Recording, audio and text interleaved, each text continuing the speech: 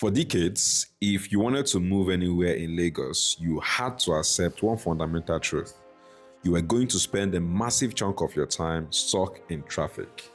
Whether you are commuting from Ikorodu to Marina or moving goods from Mile 2 to Ikoyi, the story is always the same. Third Mainland Bridge, the Lekki-Ekpa Expressway, the Apapa-Oshodi corridor, they all become gridlock bottleneck during peak hours. But a few will remember that Lagos actually began as a network of islands knitted together by water. 15 out of 20 local government areas in the state are easily reachable by water. Yet, for generations, we treated our waterways like barriers of separation rather than corridors of opportunities. Less than 1% of all public transport trips in Lagos happen on water. The rest of the city's 25 million residents are squeezed onto the exact same road day in, day out. That is about to change completely. On June 19, 2026, the Lagos State Government and the European Investment Bank, EIB Global, the development branch of the European Investment Bank, officially signed a massive €170 million sustainable waterway transport deal right at the Lagos State Waterway Authority, LASWA. This historic agreement is the final financial anchor for a much larger initiative, the €410 million Omi-Eco project. Welcome to Femco Property, your home for real estate investments in Nigeria for Nigerians all over the world. Look, today we are breaking down the Omi-Eco project. What exactly is being built, how it slashes your daily commute, why it is a game changer for Lagos economy and property market, and how it positions Lagos as Africa's biggest megacity for water transport. We've had drama all across the season so far, a particular drama here in Nigeria as E1 touches down at the Lagos Lagoon. We're on the African continent for the first time ever.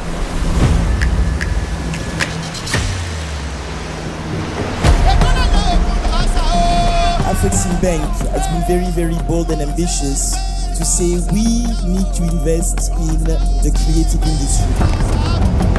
Yes, the current's coming from behind them there, and Lucas Ordonez was telling me last night that although it pushes you along better, you have to boost round the corner, lift the race bird up onto the foils and trim in. Brady in the middle, Blue Rising on one side.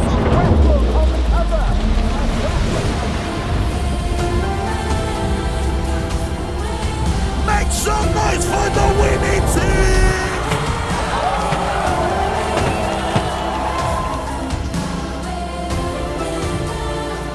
Sheer delight then, history made here in Nigeria at the inaugural UAM E1 Lagos GP. Team Brazil win, and the title's going right down. Let's get into it. What exactly is the Omi-Eco project? Omi-Eco literally translates to the water of Lagos. It is Lagos State's comprehensive project to develop waterways transportation as a major pillar of the city's public transport system. This is not about adding a few extra ferries to an old route. This is about building an entirely new network from the ground up. This is a massive multi-year green infrastructure blueprint backed by international global powers designed to shift millions of commuters off the roads and onto safe high-tech electric vessels. The successful hosting of the E1 Lagos GP in October 2025 marked Africa's first all-electric powerboat race. This showcased the potential of electric marine technology on the Victoria Island Lagoon, positioning Lagos as a global hub for sustainable innovation and the blue economy. Firstly, we'll start with jetties and ferry terminals. The project involves constructing and rehabilitating ferry terminal and jetties across Lagos State. These are not just the old rickety wooden structure you might be familiar with at places like 5 Cowrie Creek or Mile 2. These are modern, purpose-built passenger facility with waiting areas, ticketing areas, security, and proper boarding infrastructure. According to the Lagos State Waterways Authority, LASWA, the government has identified multiple terminal locations across Lagos Island, the mainland, Lekki, Badagry, and beyond.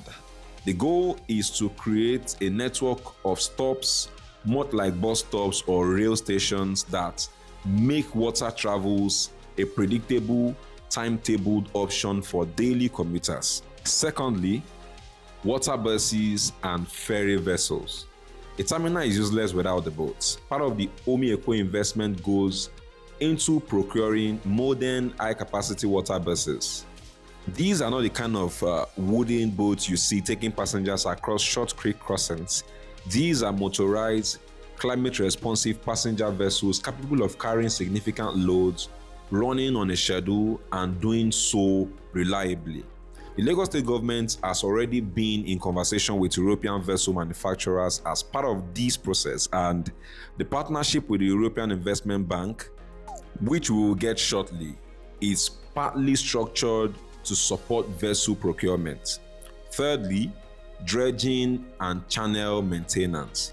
Here is the part most people do not think about, but it is foundational to everything else. Before you can run regular large vessels water transport, you need to make sure your waterways can actually accommodate those vessels. That means dredging, cleaning silt, debris, and accumulated materials from the bed of the lagoon and its channel to ensure sufficient depth for navigation. Lagos waterways have faced years of siltation, dumping, and environmental degradation. The Omi-Eko project includes a serious dredging and channel maintenance component to ensure that the water highways are actually navigable. Fourth, water development and environmental cleanup. One of the more forward-looking aspects of Omi-Eko is its attention to the environment and waterfront communities. The project includes provisions for cleaning up the lagoon edges, engaging waterfront communities that have historically lived in informal settlements along the water, and creating a clearer, more organized waterfront. This matters for more than just aesthetics. It matters for safety, for public health, and for the long-term viability of the water transport network. You cannot run a modern ferry system next to a polluted, chaotic shoreline. Fifth, integration with other transport modes. Perhaps the most important design feature of Omi-Eko is that it is not being built in isolation. The Lagos State government has been deliberate about integrating water transport with road transport and rail transport.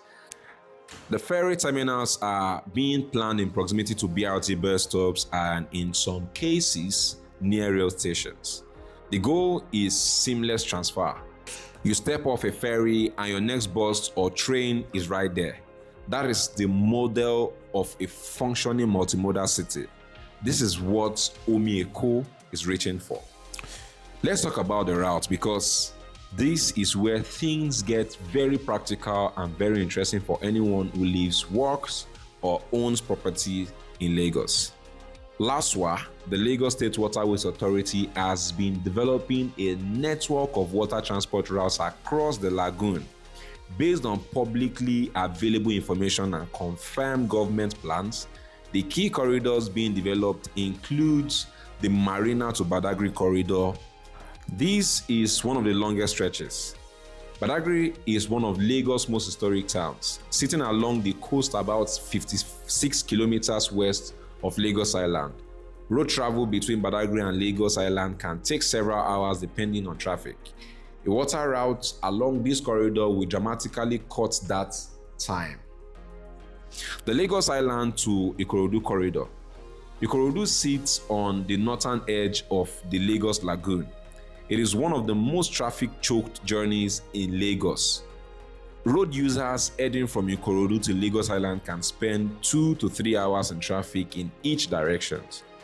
The Lagos-Ikorodu water route already has some ferry activity, but under Omi-Eko, this corridor is being significantly upgraded with better vessels, better terminals, and better frequency. The Lekki-Ajah waterfront corridor. This is perhaps the most commercial, exciting part of the network. given how much investment is flowing into the Lekki-Ibeju axis. The project includes waterfront access points that could link Lekki Phase 1, Maroko, and communities along the lagoon side of the Lekki Peninsula with Lagos Island. For residents of Lekki who currently suffer through some of the worst traffic in the city, a water option to Lagos Island is not just convenient, it is life-changing. The Five Cowries Terminal. Five Cowries Terminal has historically been one of Lagos' key waterfront hubs. It is being upgraded under Omi-Eko into a proper transit hub with capacity to handle significantly higher passenger volumes, better waiting facilities, and integration with road transport connections nearby. Victoria Island and Onikon, part of Lagos Island, including the commercial heartland of Victoria Island, are included in the waterfront development component of Omi-Eko. Terminals that serve VI and Onikon would make water transport a viable option for some of the city's highest volume commuters, the office workers, bankers, and professionals who flood these areas every morning. What are the economic impacts? What this means for Lagos? Let us break down what Omi-Eko actually means for the economy, because this is bigger than just boats on water. Number one, time and productivity. Lagos loses billions of naira every year to traffic. This is not a metaphor. Economists who have studied the city estimate that traffic congestion costs Lagos somewhere between 4 trillion naira and 6 trillion naira annually in lost productivity. That accounts for fuel wasted, hours lost, goods that spoil in transit, and workers who arrive exhausted and late. Water transport does not fix all of that, but it takes a meaningful chunk of daily commuters off the road, reduces pressure on key corridors, and gives people a real alternative. Every person who takes a ferry from Lekki to Lagos Island is one fewer car on the Lekki-Epe Expressway during the morning rush. Number two, tourism and hospitality. Lagos has a waterfront that should be one of its greatest assets. Right now, much of it is underutilized, poorly maintained, or inaccessible to the public. As Omi-Eko brings cleaner, more organized waterfront infrastructure, it creates the conditions for a waterfront tourism economy, restaurants, hotels, boat cruises, waterfront markets, all of it, mention it. Cities like Cape Town, Dubai, and Singapore generate significant tourism revenue from their waterfront. Lagos has the geography to compete in that conversation. Number three, real estate values along the waterfront. Here is the part that matters most to our audience at Femco Property. When water transport becomes real, consistent, and reliable in Lagos, waterfront property becomes premium property. Not in the way that Lagos Island is currently premium because of road access and business proximity, but premium in the way that waterfront property are priced in every serious waterfront city in the world, because you can step off your property and onto a vessel. Properties along the Lekki Lagoon corridor, the Ikorodu waterfront, parts of the Badagry Axis, and waterfront communities around Lagos Island are all going to look very different in the eyes of investors once Omi-Eko is operational. Right now, many of these properties are discounted relative to their road-accessible counterparts, precisely because the water access is unreliable or non-existent. That discount disappears when the terminals open and the ferries run on schedule. Think about what happened to property values near the Lekki-Epe Expressway when road access improved. Then apply that same logic to waterfront properties when water access arrives. Number four, new corridors of development. Some of the most exciting real estate opportunities emerging from Omi-Eko are not in places that are already famous. They are in the areas that have been overlooked because they sat on the water side of Lagos and had no proper access infrastructure. Waterfront communities along the Badagry axis, lagoon facing land in the Ibejuleki corridor, Northern Lagoon communities near Ikorodu. These are places where land is relatively affordable, but the infrastructure gap that made them affordable is actively being closed. Lagos has one of the most remarkable natural waterway systems of any city in Africa. For too long, that system sat in the background, a backdrop to the city's chaos rather than a solution to it. Omieko is Lagos saying, enough, we have water, we are going to use it. A 410 million euro investment, a 170 million euro commitment from the European Investment Bank, signed just in June 2025. Modern vessels, upgraded terminals, dredge channels, a waterfront that is being cleaned up and connected to the border city transport network. This is not a small project. This is the kind of infrastructure that changes the DNA of a city. It changes where people live, where they work, where they invest, and what kind of future they can imagine for themselves in Lagos. For property investors, the message is straightforward. When new infrastructure opens access to land and communities that were previously difficult to reach, values definitely go up. We have seen it with roads. We have seen it with rail. Water transport is no different. And Lagos is one of the few cities in Africa where the natural geography allows water transport on this kind of scale. The question, as always, is timing. The best positions in any infrastructure play are taken before the ribbon is cut, not after. At Femco Property, we track every major project shaping the Lagos real estate market, roads, bridges, rail, water transport, free trade zones, so that you can stay ahead of the crowd. Whether you are in Lagos, in London, in Houston, or in Dubai, we want to make sure you understand where Lagos is going before everyone else catches on. And if you found this video valuable, hit the subscribe button or turn on your notifications. We cover this project the moment they move, so you never miss the window. Drop your comments and thoughts in the comments below. We read every single one of them. The next project breakdown is already in production. Stay with us and see you on the next one. Cheers.